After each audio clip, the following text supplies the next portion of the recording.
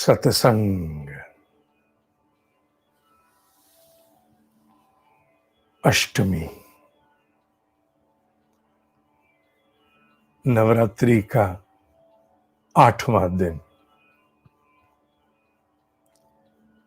संयोग से 8वां 9वां भी आरंभ आज ही है, पर हम इसे आज अष्टमी ही कह रहे हैं, वर्तमान पल के अनुरूप। पल निर्णय करेगा ना कि क्या है।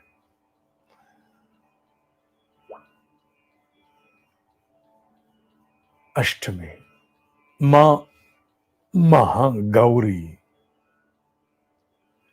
मां महागौरी चतुर्भुजी, शुंभ निशुंभ असुरों का मर्दन करने वाली। जिन असुरों के नाम हैं, ये वस्तुतः वो वृत्तियां हैं जो मनुष्य के भीतर आकर अनेकों प्रकार के दोष, विकार, देवासुर संग्राम को भीतर ही उत्पन्न करती है। मां महागौरी का सबसे बड़ा प्रताप पाप से मुक्ति दिलाना, अंतःकरण पवित्र कर देना। कहते हैं शिव ने स्वयं गंगा जल से मां महागौरी का अभिषेचन किया था। अतः मां पाप धोने वाली, पाप अर्थात पाप की वृत्ति से मुक्त कराने वाली। मां का तप अंतःकरण में पवित्रता और पाप से मुक्ति दिलाता है, हृदय को पवित्र करता है। जितने अंशों में हृदय पवित्र होगा, पाप मुक्त होगा, उतने अंशों में जीवन सार्थक, आध्यात्मिक प्रगति द्रुत गति से होना आरंभ हो जाएगी। यह काट्य है, इसे कोई बदल नहीं सकता। बिना हृदय की पवित्रता आए आध्यात्मिक उत्कर्ष नहीं हो सकता। कैसे हो जाए? गंदे बर्तन में, खट्टे बर्तन में दूध डालोगे, क्या होगा? वही होगा। इसलिए बर्तन सफाई आवश्यक, पात्रता की सफाई आवश्यक। मां के प्रभाव से ज्ञानी बताते हैं जिनकी कुंडली में राहु का दोष हो, मां के जप से इस छाया ग्रह के दोष से मुक्त हुआ जाता है। मां के साथ संबंधित रंग ज्ञानियों ने जामुनी बताया। मेरे पर जो निकटवर्ती था मैंने आज पहन लिया। मां महागौरी पूर्णता का ही अवतार है, अवतरण है।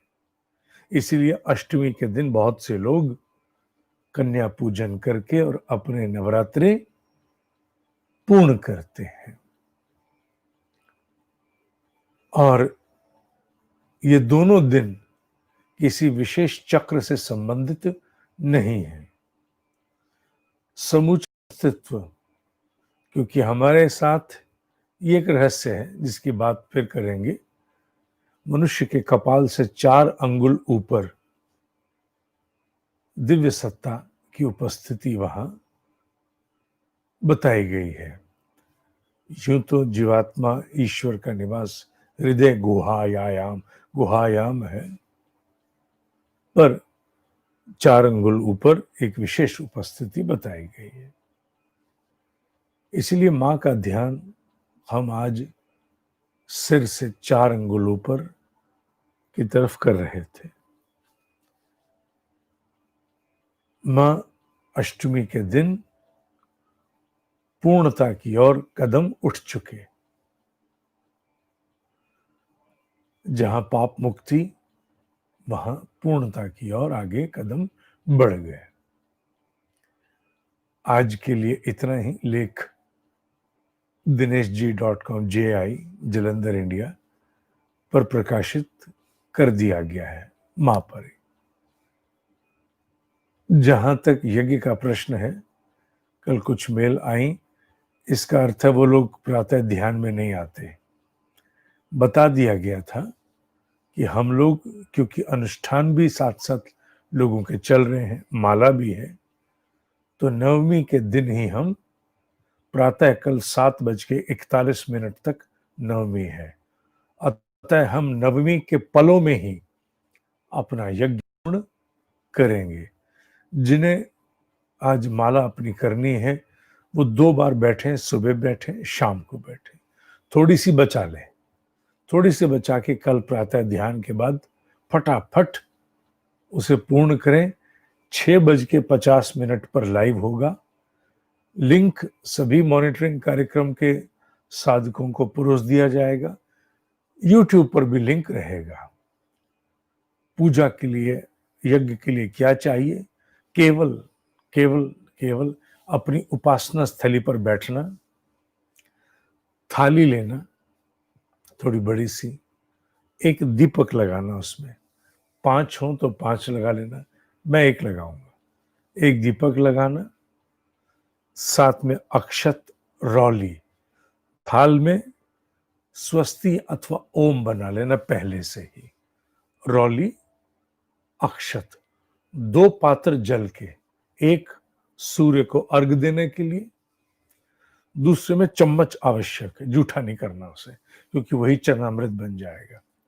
जो अलग से चरणामृत बनाना चाहे बनाए, उनकी इच्छा है, रोक टोक नहीं।